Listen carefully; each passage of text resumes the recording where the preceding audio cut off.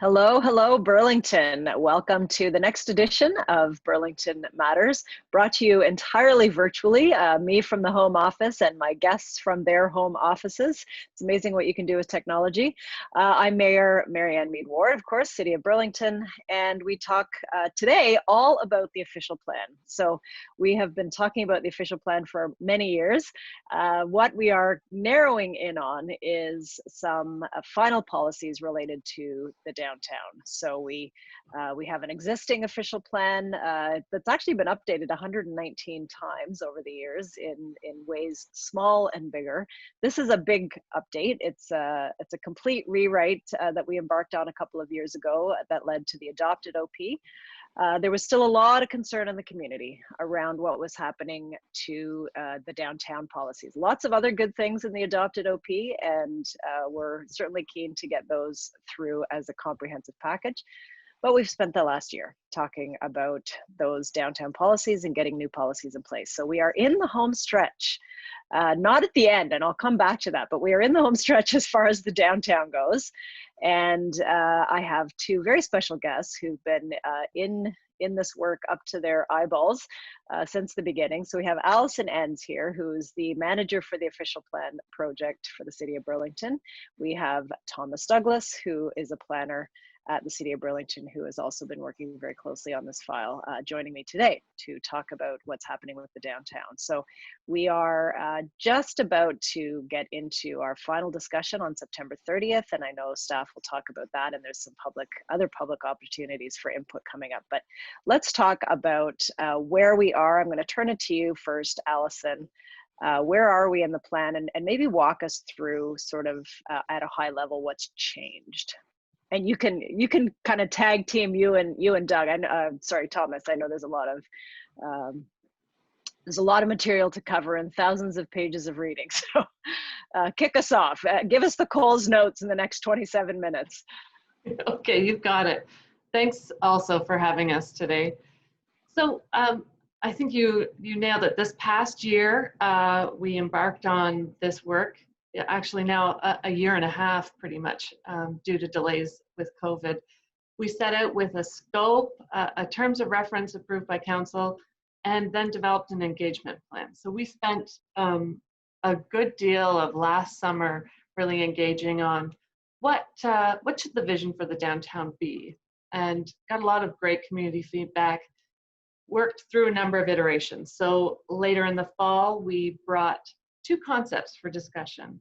The two concepts were really, it wasn't, do you want A or B? It's, here are two ways that growth and development could play out in the downtown.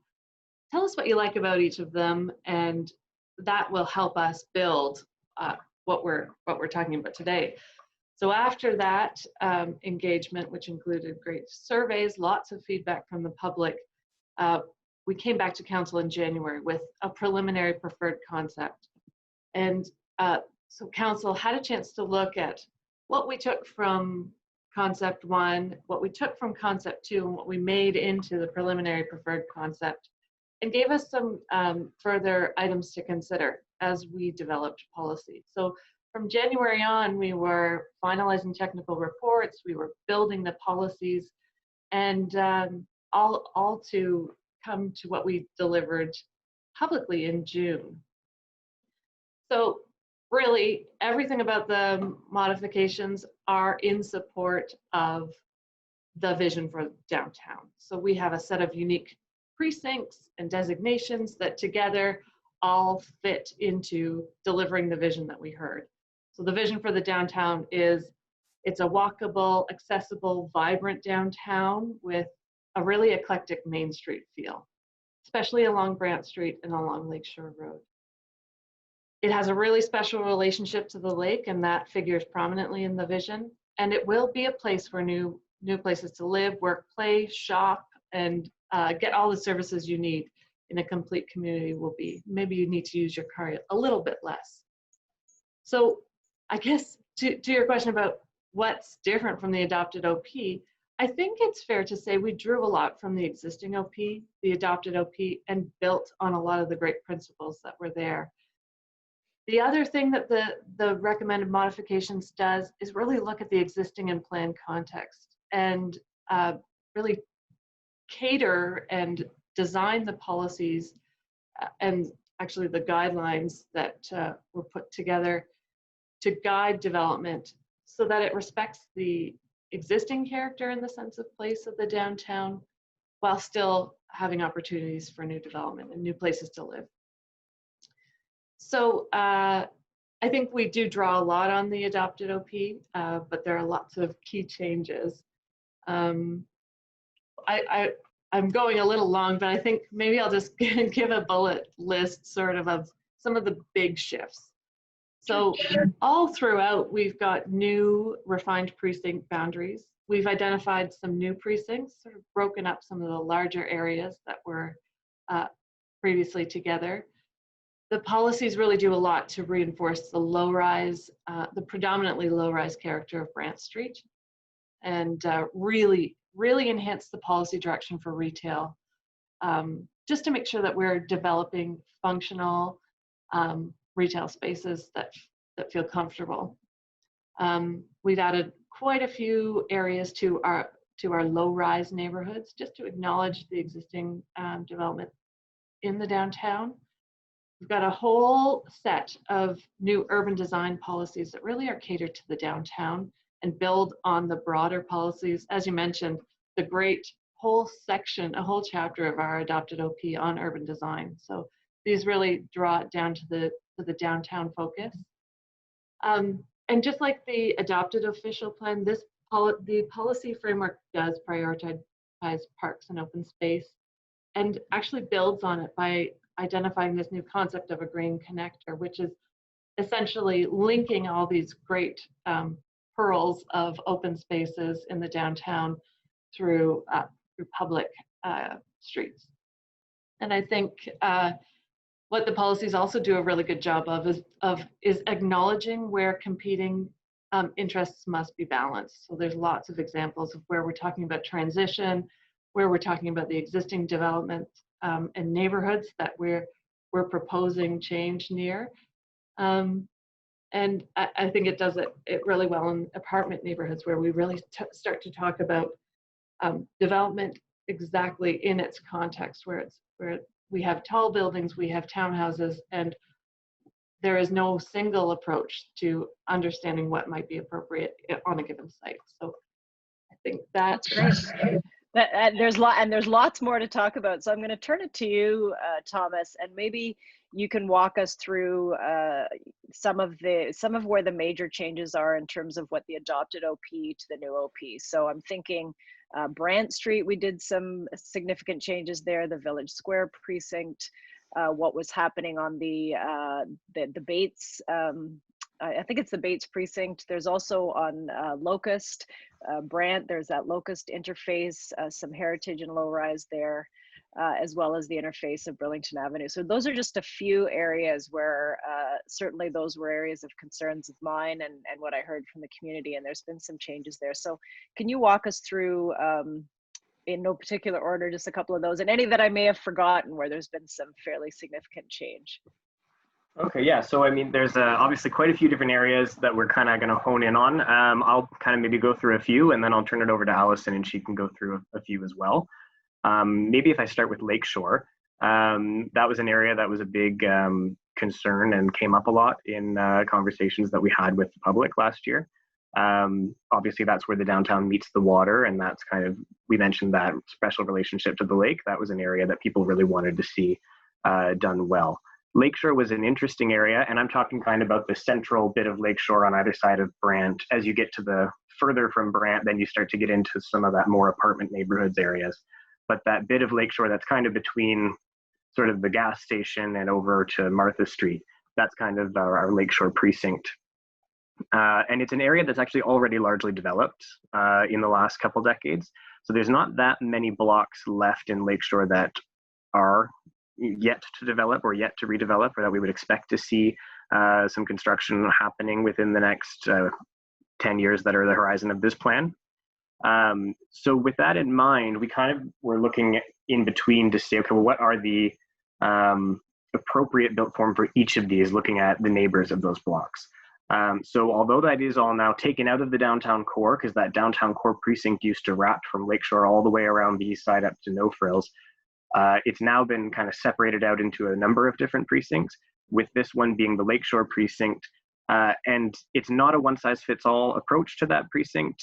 We have said a kind of a different built form for each of those blocks based on its context. So it really is quite a nuanced look at that, in order to make sure that it's an appropriate built form for each block.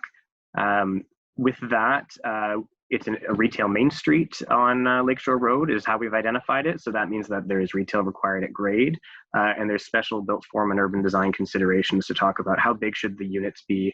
We want to keep that feeling of having a lot of small shops, not having kind of one mega shop that stretches across a whole block, to keep it very human scale and very pedestrian oriented. And again, with this being the precinct that is right on the waterfront or right on Lakeshore Road, where we kind of meet Spencer Smith Park and meet the waterfront, it's important to make it really a very pedestrian friendly area that people are going to feel inviting to walk through and walk around as they pass from the downtown to the waterfront and back. And then maybe I'll bounce over to Alison maybe to talk about Brant Street, and then we can talk about some of those more peripheral areas. Yeah, Brant Street has a couple of different precincts that hit it. So starting from the south, we have Brant Main Street, and reinforcing what Thomas just said about Lakeshore, the Lakeshore precinct. Brant Main Street will be that retail destination in the downtown and have that retail Main Street character. We're going to have the feel of low rise along Brant, or 20 meters back from Brant Street, and then permitting up to a mid-rise building. So that's 11 stories in the definition of our official plan. So and right along Brant, it's the 3 stories back 20 meters and up, right? Which exactly. Is a fairly significant change from our OP now, because I believe the permissions along Brant, the whole length of Brant is 4 stories up to 8. So this is 3, and now we've tagged some on at the end, but a 3-story face is quite different in feel from an 8-story. Yeah, and that really responded to what we heard through engagement, that feel of that predominantly low-rise Brant Street was very important to people. So I think this achieves both, accommodating some development and growth, but keeping that feel, that sense of being in a special place. So I think that really gets to the essence of Brant Main Street. And then we shift up to Mid-Brant, which Thomas highlighted, used to be part of downtown core. Now it's got its own role, its own function in the downtown. And I think it's really, really critical. It continues that retail Main Street feel along Brant. So the same principle, 3 stories. And where does that start? Is that right around Caroline, or is it Victoria? Is it farther up? How far, where does it split from sort of the Main Street to the Mid-Brant precinct? Great question. So at Caroline and just north of Victoria is where Mid-Brant extends to. So think about the No Frills Plaza. That's a good orientation to that area. So it does continue that retail Main Street feel. It does have a different role though. It will be able to accommodate more in terms of the daily needs for residents. So retail and service commercial needs that can be sort of within the block. So it can be larger stores like a food store, and the policies really really underline the importance of retaining a food store function in that area. That's a really critical part of Mid-Brant. So that was one of the things I think that was really good, that we have the ability to write into our OP policies that a food service store has to be part of any redevelopment. There's obviously, as you said, the no frills there. I know folks in other parts of the city, I'm thinking Aldershot wanting a grocery store, for example. And so one of the comforting things for them is, as they look at what's happening downtown, that we have the ability through redevelopment to require certain uses at grade. So I know that was a big question on the minds of folks, is what can we do to preserve this use should there be a redevelopment on this site? And that's now embedded in the policy framework there. Yeah, and it will absolutely be part of the discussion as we develop the comprehensive block plan there, which is another great part about Mid-Brant. It's one of the downtown's only areas where we have a number of contiguous parcels close together that might redevelop in the next couple of years. So the idea is that from Victoria south to Caroline, that block bounded by Rambo and Brant could be considered comprehensively, that we can look at how all the features like a new park, a new trail, new development, and how they can all be figured in together so that we come out with something that delivers on all of the visions we have for Mid-Brant. So that's a really critical element. Now, on the other side of Brant Street, there is one of those unique precincts. Maybe Thomas, I'll turn it over to you. So right at No Frills and extending even above that Mid-Brant and down into sort of Main Street, Brant Street proper on the west side, which is abutting the St. Luke's precinct, single family homes, lots of heritage assets. What that little strip is quite different from what's happening on the east side of Brant Street. Talk to us about that. That's right, yeah. So, and you had mentioned Locust Street before, and there's actually kind of that precinct that goes along Locust Street when it's south of Caroline, and then as it gets to Caroline Street, it kind of veers over and joins Brant Street. So yeah, the Brant Main Street, when you're south of Caroline, it's kind of the same precinct on both sides, and similar kind of opportunities on both sides. Once you get north of Caroline, kind of from there up to Central School, it is a very different world on both sides of Brant Street. On the right side, you've got the Mid-Brant precinct with the No Frills Plaza, Joe Dogs, and there's these really deep lots that are very large, just a few landowners, and some opportunities for some really comprehensive development. And when I say comprehensive development, I mean development where we're able to look comprehensively at a large area to see how are we going to make it all fit together. On the west side there, we're talking about pretty shallow lots, narrow lots, with these older homes on them, most of which have been converted for use as a business of some kind. And there's a number of heritage or potential heritage assets in there. So one of the technical studies that we did, I should mention, it used to be called the Bates Precinct, as you mentioned before, and that was kind of a heritage-based name. We've changed it now to a name that gives you more of an idea about what's going to happen there. So it's a mixed use, but it's kind of that transition to the St. Luke's neighborhood.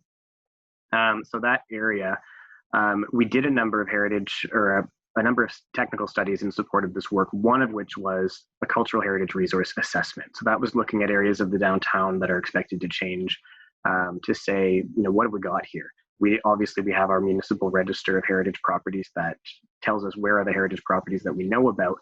This study actually identified a number of resources around the downtown that may have heritage potential, but are not currently protected by our heritage register. And there's a few of those are the buildings on Brant Street across from No Frills. So we've adopted policies that would kind of single those out and say, if you're bringing forward a development application in those areas, prior to the city getting a chance to do a study of them to see if they deserve heritage protection, then your development application needs to be supported by a heritage study. So we have a mechanism there in the official plan policies to say, we know that the city has identified some potential and that we want to study that, and council has directed us to study it. But if a development application comes in first, then that development application needs to do the heritage study so that we know that they're going to be considered. And so the built form there, again, with them being, shallow lots and pretty small, the built form and wanting to preserve that character, what that precinct allows is for a low-rise built form. So it will be different from across the street, but we have built form and urban design policies across the street as well to make sure that there's appropriate step backs in the Mid-Brant precinct to kind of mirror at the street level what the pedestrian experience is. Well, I think that's a really important component of the downtown that has been there as long as we've had the downtown, is that your planning permissions can literally change street to street, block to block, mid-block, whether that's mid-block linear or mid-block behind you. What you're backing onto could be a quite different precinct than what you're, than your precinct. And so, this notion of precedent, just because there's one built form sort of 3 blocks over, really is not the reference point that we're looking for. It is what is happening in that specific block, in that specific side of the street, literally, is it east or west, in this case, for example. And that just speaks to that very fine-grained ecosystem, I call it, of the downtown, that we want to make sure we balance that mix of low-rise, mid-rise, high-rise, you know, all of those uses, retail, commercial, community spaces, park spaces, and make sure that we preserve really all of it as we're continuing to allow, where appropriate, new development in this area. So that's something that is a little different perhaps than other larger scale developments elsewhere in the city, where you've got, you know, sort of a blank slate and you just kind of you build it all. This one is it's very different block to block. It's an important reminder. And then top of Brent is actually a different scenario all again. So let's talk about that piece.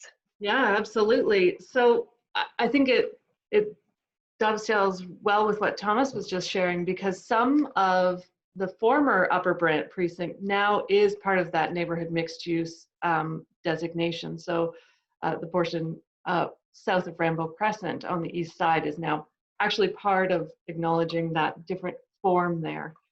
And I think there are a number of other big changes. Upper Brent always has been acknowledged as being the part of the downtown that's closest to Burlington Go, the major transit station area there. And so it's intended really to achieve height and density that reflects that walking distance to that station. But there's also the real need to balance and maintain compatibility with the adjacent low-rise residential areas. So I think generally you could say in the northern part of Upper Brent, that's where we'll see tall buildings. And lands in the southern part of Upper Brent will be limited to mid-rise.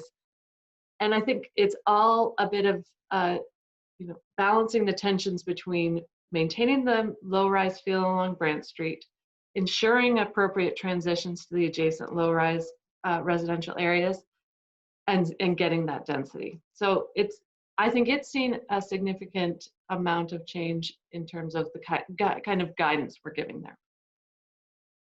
I wanted to come back before we move on to some other precincts, Thomas, and just touch on the heritage piece. So is the city going to be independently studying some of those heritage assets? Is there another study to be done, or is the city waiting to see, you know, if there's an application comes through that would trigger it? Yes, good question. So I should clarify, yeah, we did do that technical study through the official plan that identified that heritage potential in a number of areas. But it's, in terms of what we do with that through the official plan process, we've put in those policies to kind of flag those areas and say, when we're talking about development, that heritage or potential heritage value needs to be considered. However, to actually act on those proactively as the city, that would be happening outside of the official plan process. And so council did direct us back in January to conduct a study of those areas. Now, obviously, that was just before COVID hit, and that's kind of changed the game in all aspects of the city's business. Yes. And certainly we're in a spending restraint program right now. So the staff will be reporting back to council a little later than expected, but we will be reporting back to council with some information on what that study would look like, what would be the scope, what would we expect the cost to be, and we'll work with council to develop kind of the path forward and the work plan for that study. But it's very much on the radar, and it's something that is kind of a partner piece to this. And so once that study gets going, it would come back at some future point. I'm assuming that would take a few months anyways, with some recommendations about whether or not certain assets should receive a formal heritage designation, which would then protect them from demolition. That's kind right. Of the end result there? Yeah. Yeah, so I think the idea with that study, and of course, staff are kind of working behind the scenes right now to flesh out what that study would entail and to kind of bring forward some options to council for scoping that report and setting out the work plan. But yeah, the idea would be that, yes, we would look at those properties that have been flagged as having potential heritage value. We would try to understand better what that value is and what are the elements of those properties that might warrant some protection.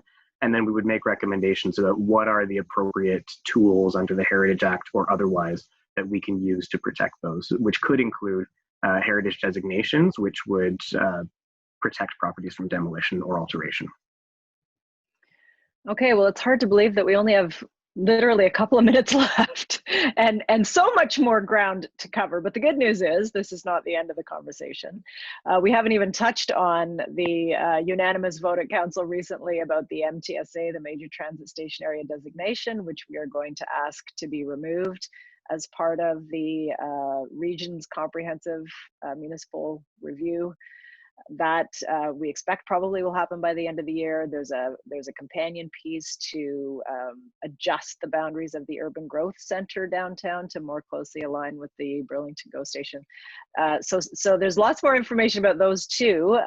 If you, we just have a couple of minutes left, Alison and Thomas, but if you have some closing comments you'd like to make and how people can stay involved. The next committee meeting is September 30th, but there is an upcoming public meeting. So talk to us about that and any last words you want to say about the OP. Yeah, we're in a very busy period. On August 28th, that was a deadline we set to receive comments on what we released in June. We received lots of comments. We're really grateful for that. The other side of that is now we get busy reading and understanding and responding to them. So the first thing that people will be able to find is a new appendix to all the information we released in June that just gives an update on what's happened in those 4 months since we released the report. And you see responses to all our comments. We'll have a virtual open house on September 16th. We'll be posting information on our Get Involved page. Like you said, the actual committee meeting is September 30th. That's a great place to submit comments, delegate, get your opinions across to committee. And then council, we'll have a special council meeting on October 7th to consider. And that's it. Last 10 seconds over to you, Thomas. Yeah, I guess I would just echo what Alison said. There are still opportunities to get involved. So certainly the best place to start is the getinvolvedburlington.ca website. Head over there, look for our project. You'll recognize the image of downtown with the magnifying glass over it. And that's kind of your portal to find out what's going on with that project and what are your opportunities. And all the documents are posted there for your reading pleasure. Well, thanks to both of you for joining me. This has been another excellent edition of Burlington Matters. I'm Mary Ann Mead Ward, and tune in again next time.